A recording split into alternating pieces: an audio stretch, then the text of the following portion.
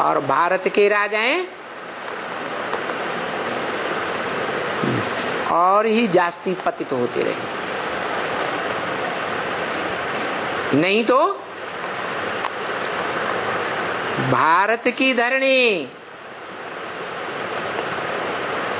दुनिया में सबसे श्रेष्ठ धरणी है। जिस देश रूपी धरणी में ऊंचे ते ऊंचा भगवंत निराकार आत्माओं का बाप प्रवेश करते,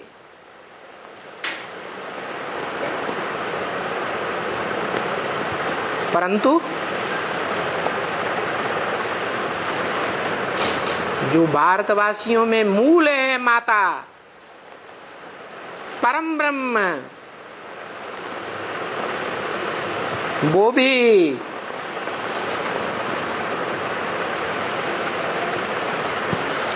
देह अभिमान के आधार पर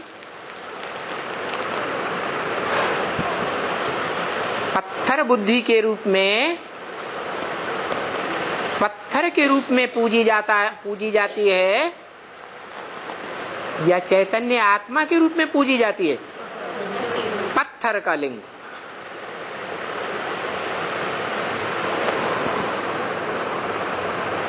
उस तन में निराकार शिव प्रवेश करते हैं, पुरुषार्थ कराते हैं ज्ञान के आधार पर, और अव्वल नंबर पुरुषार्थी के रूप में वो जब संसार में प्रत्यक्ष होता है, जो बाप का विरुद्ध है, मैं तुम बच्चों को आप समान बनाकर वापस जाऊंगा, नंबरवार बनाऊंगा, तो वो बच्चा अव्वल नंबर में बाप समान निराकारी शिव ज्योति बिंदु बनता है, जिसकी पूजा होती है भक्ति मार्ग में। नहीं तो शिव बाप का कहना है, न मैं पूज्य बनता हूं न मैं पुजारी बनता हूं, तुम बच्चे ही पूज्य बनते हो, तुम बच्चे ही पुजारी बनते हो, तो तुम्हारी ही पूजा होती है। तो बताया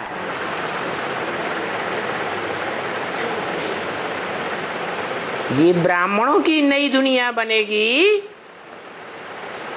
तो ये पुरानी दुनिया का क्या होगा? विनाश हो जाएगा। इस पुरानी दुनिया में जो ब्रह्मा की तीसरी बार की रचना है, ब्राह्मणों की सृष्टि तीसरी बार रची गई। कब से? तीसरी बार सन 76 से रची गई, जिसके लिए बोला तुम बच्चे तमोप्रधान से सतोप्रधान बनने के लिए 40 से 50 वर्ष लेते हो, तो 76 से लेकर के 2017 तक ये 40 वर्ष पूरे होते हैं। 40 वर्ष पूरे होते होते तुम्हारी छोटी सी राजधानी तैयार होती है, परंतु उसे कंप्लीट राजधानी नहीं कहेंगे।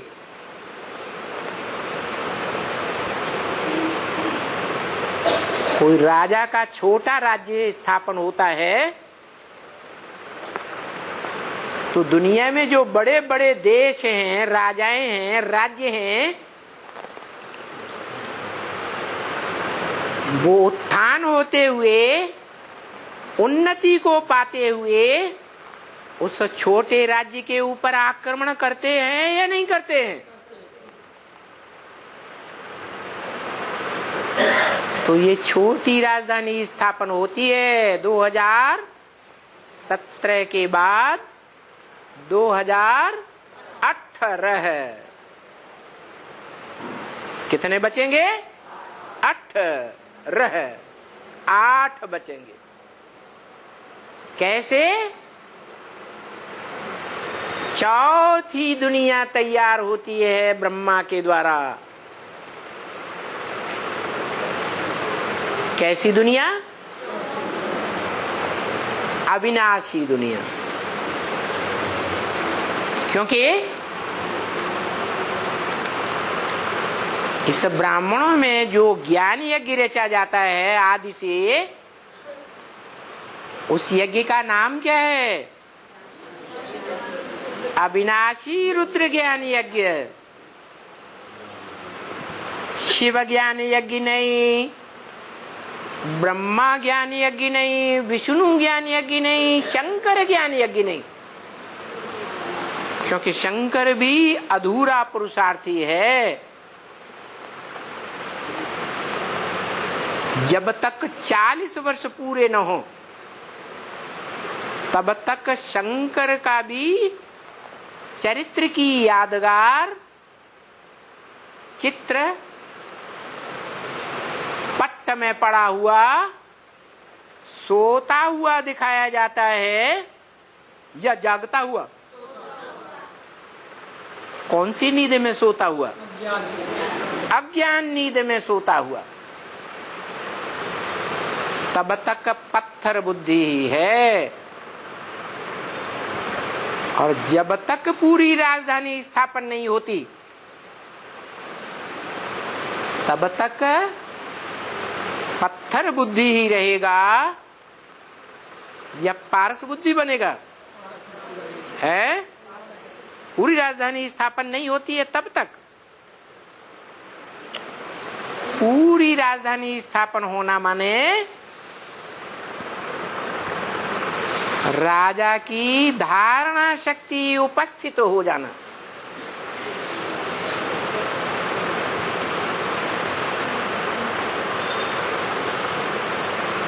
राज्य का आधार कौन बने? राजा की धारणा शक्ति। क्या धारणा शक्ति? ज्ञान को धारण करने वाली शक्ति, ज्ञान को समझकर धारण करने वाली शक्ति या ज्ञान को सुनकर धारण करने वाली शक्ति? समझकर क्या धारण करने वाली शक्ति? नहीं, ज्ञान सुन भी लिया, सुनाए भी लिया, ज्ञान समझ भी लिया, दूसरों को समझाने योग्य भी बन गए, लेकिन स्वयं पवित्र नहीं बने। स्वयं ज्ञान ज्ञानेंद्रियों में नहीं आया, ज्ञानेंद्रियों में ज्ञान नहीं समाया ब्राह्मणत्व का। जो ब्राह्मणों के जीवन का सार है, ब्राह्मण पवित्र होते हैं। इसलिए भारत की हिस्ट्री में ब्राह्मणों को राजाएं भी पूजते थे, राजगुरु बनाकर पूजते थे। क्यों? क्योंकि ब्राह्मणों में वो पवित्रता होती थी। पौराणिक हिस्ट्री में दिखाते हैं कि महाभारत में चाहे कौरव हो, चाहे यादव हो, चाहे पांडव हो, एक गुरु था सफेद दाढ़ी मूंछ वाला। कौरवों की सभा में भी जब जाता था तो सब उसको मानते थे। कौन था? है? भीष्म पितामह, द्रोणाचार्य।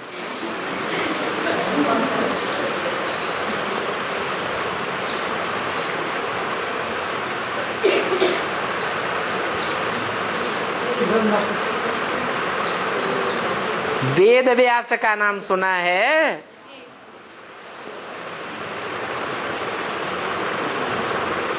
वो व्यास जब सभा में उपस्थित होता था तो सभी उसके सामने झुकते थे। वो था पक्का ब्राह्मण।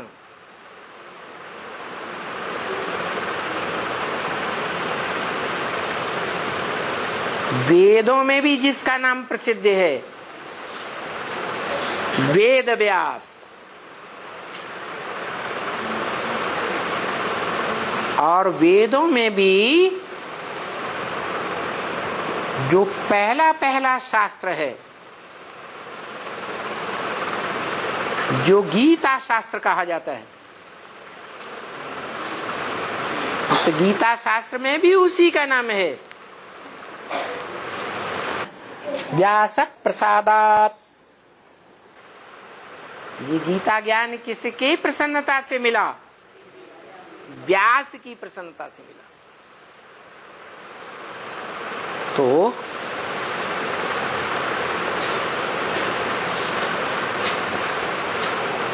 उस शास्त्रकारों की दुनिया में वो सर्वोपरि है। बड़े से बड़ा ज्ञानी माना जाता है।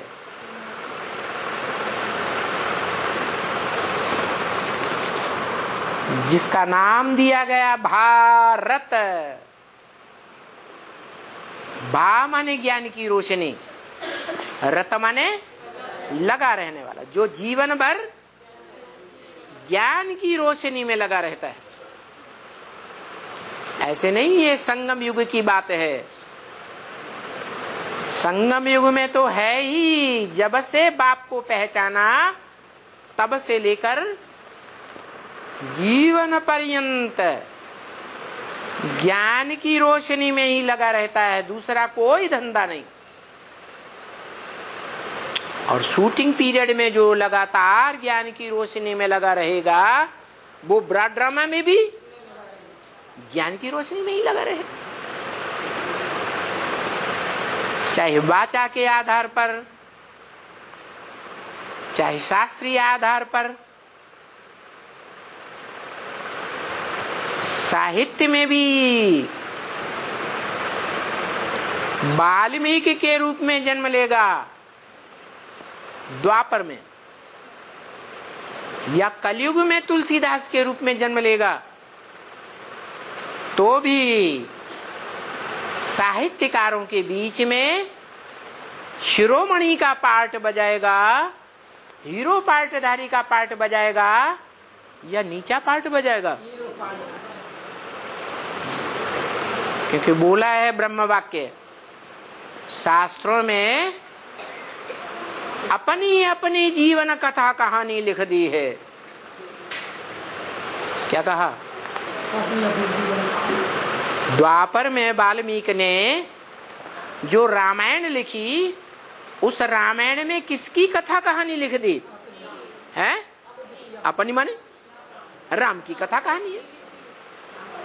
और कलयुग में आज से 400-500 वर्ष पहले तुलसीदास ने रामायण लिखी, उस रामायण शास्त्र में किसकी कथा कहानी लिखी?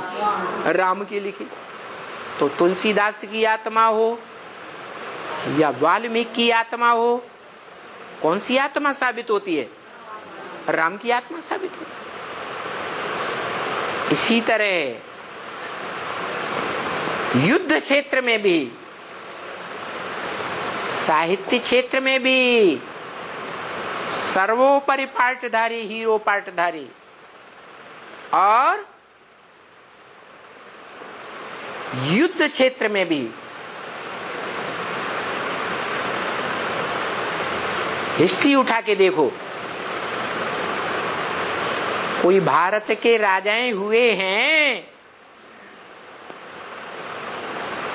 जिनकी राजधानी भले छोटी सी थी, छोटा राज्य था, हजारों की तादाद में भी, कभी मिलिट्री थी कभी नहीं थी, फिर भी लाखों की तादाद की मिलिट्री वाले राजाओं के साथ टक्कर लेता था और सदा जीतता था, कभी हार नहीं खाता था। ऐसे राजाएं हुए या नहीं हुए? कौन कौन? महाराणा प्रताप भी हुए और शिवाजी हुए और भी राजाएं हुए।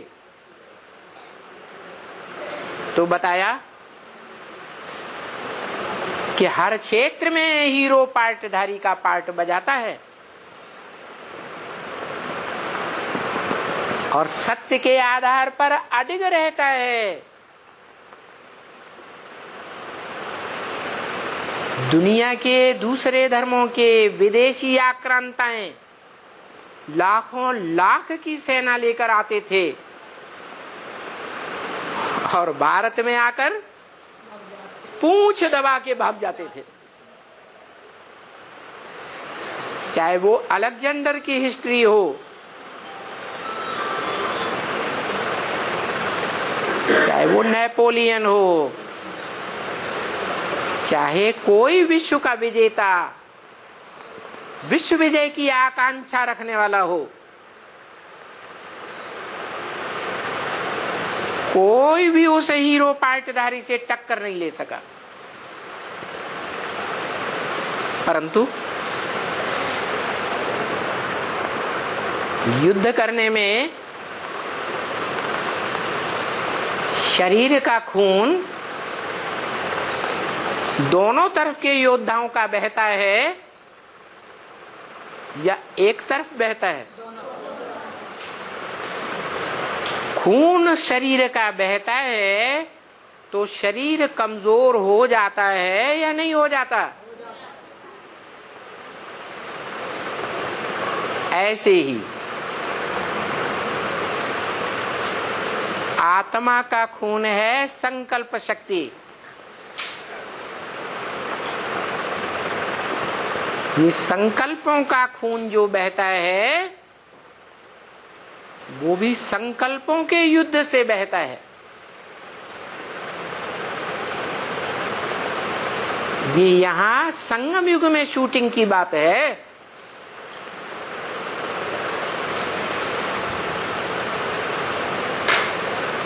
लगातार युद्ध रहता है क्योंकि विश्व की बादशाही का सवाल है।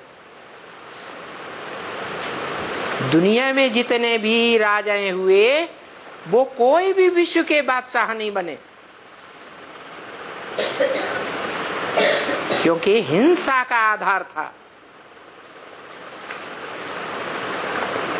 ये तो अहिंसक बादशाही स्थापन हो रही है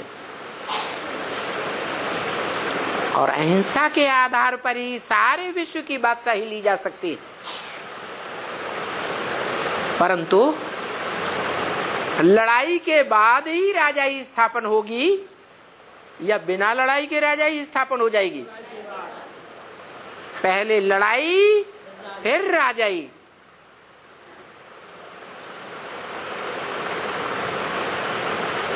वो भले विश्व की राजाई हो,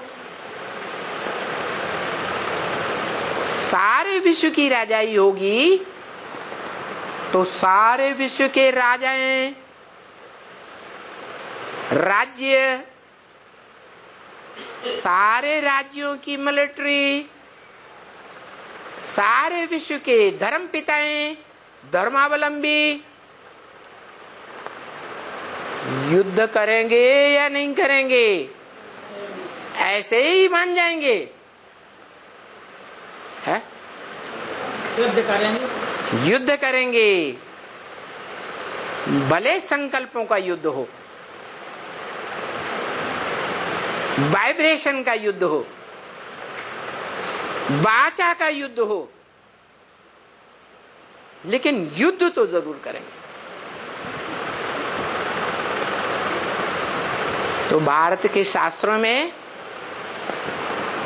जो इसी संगम युग की यादगार, शूटिंग की यादगार हैं, लिखा है कि दुनिया में एक ही शख्सियत ऐसी हुई है, एक ही व्यक्तित्व का नाम है जिसने जीवन में कभी भी हार नहीं खाई।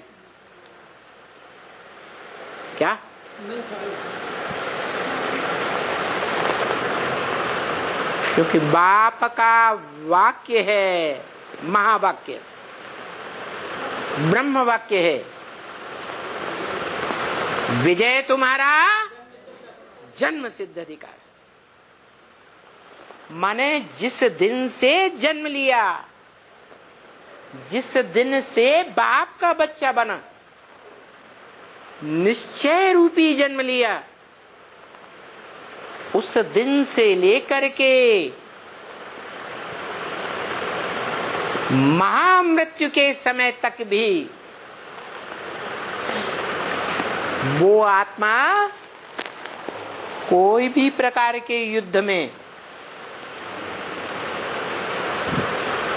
लेकिन युद्ध अहिंसक होना चाहिए, बाहुबल का नहीं। जहां बाहुबल की नौबत आती है वहां ब्रह्म वाक्य है, भाग जाना चाहिए, मुकाबला नहीं करना चाहिए। जैसे शास्त्रों में प्रसिद्ध है, भस्मासुर ने आक्रमण किए, पीछे पड़ गया भस्म करने के लिए, तो क्या किया है? सारी दुनिया में भागते भागते फिरे, पकड़ में ही नहीं आए।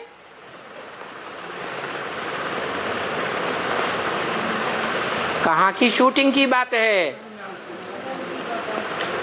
ये सारी बातें संगम युग की हैं।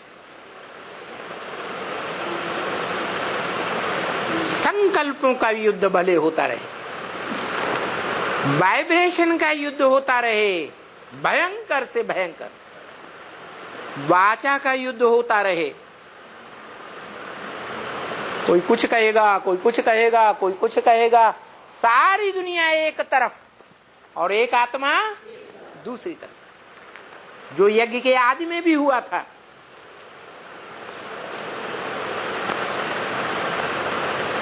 धोबी घाट की बात को लेकर के सारी दुनिया ब्रह्मा बाबा के तरफ हो गई, क्योंकि ब्रह्मा तो बच्चा बुद्धि थे, ज्ञान की गहराई को समझ ही नहीं सकते, तो उन्होंने तो विरोध आरंभ से ही किया।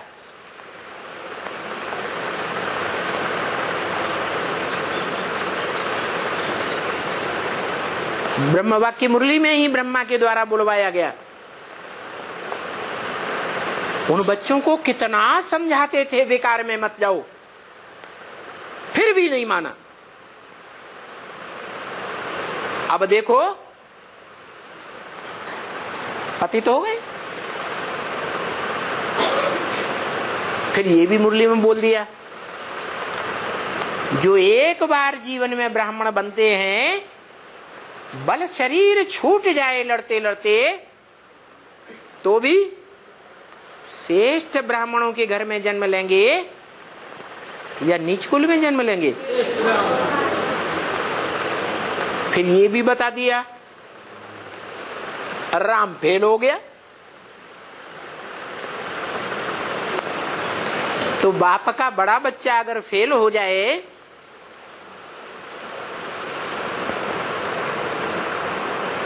तो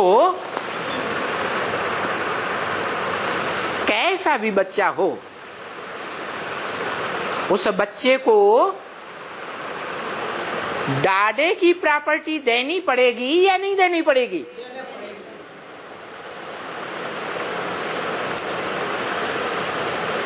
तो धर्म पिताओं का बाप तो हुआ प्रजापिता, और प्रजापिता का बाप हुआ कौन? डाडे। कौन? शिव। तो शिव आकर के उस बच्चे को अपना वर्षा दे देते हैं, जाओ ये ले जाओ ज्ञान के बाण, ये ले जाओ पुरुषार्थ रूपी धनुष, कमाओ और खाओ। इस ब्राह्मण परिवार में तुम्हें हिस्सा नहीं मिलेगा। तू बड़ा बच्चा है, कमाएगा खाएगा कि नहीं है? कमाएगा खाएगा, ज्यादा पावरफुल बन सकता है कि नहीं? बन सकता है। तो दोबारा जन्म लेकर के वो आत्मा आती है, तो बुद्धि रूपी तर्कस में ढेर के ढेर ज्ञान के बाण जो बाप से वर्षे में मिलते हैं, और पुरुषार्थ रूपी वो शिव का धनुष लेकर आती है, जिस धनुष को रावण हिलाए भी नहीं सका, जिस धनुष को पुरुषार्थ रूपी धनुष कहो, पुरुषार्थ रूपी चाप कहो, पुरुषार्थ रूपी जहाज कहो, जो दुनिया में दूसरे धर्मों में भी गायन है, नानक चाप जहाज। गुरुओं ने अपने को भगवान मान लिया कि नानक चाप जहाज जे ही चढ़ी उतरे पार नर। संसार के मनुष्य उस जहाज पर चढ़ करके विषय सागर के पार चले जाएंगे, लेकिन नहीं, भारत के शास्त्रों में शंकर के लिए गायन है, शंकर चाप जहाज जय चढ़ी उतरे पार नर। ये शरीर रूपी रथ कहो, शरीर रूपी चाप कहो, शरीर रूपी जहाज कहो, वेद वाक्य मुरली की भाषा में क्या नाम है जहाज का? चंद्रकांत वेदांत जहाज, जिसमें चंद्रमा की कांति भरी हुई है। कांति माने रोशनी। चंद्रमा के मुख से जो ज्ञान निकला वो सारा ज्ञान उसमें भरा हुआ है। वेदों शास्त्रों को भी अंत करने वाला वो ऐसा जहाज है जिस पर चढ़ करके, जिसका आधार लेकर के दुनिया के सारे मनुष्य मात्र इस विषय सागर से पार चले जाएंगे। कबीरदास जी ने अपने ऊपर उठा लिया,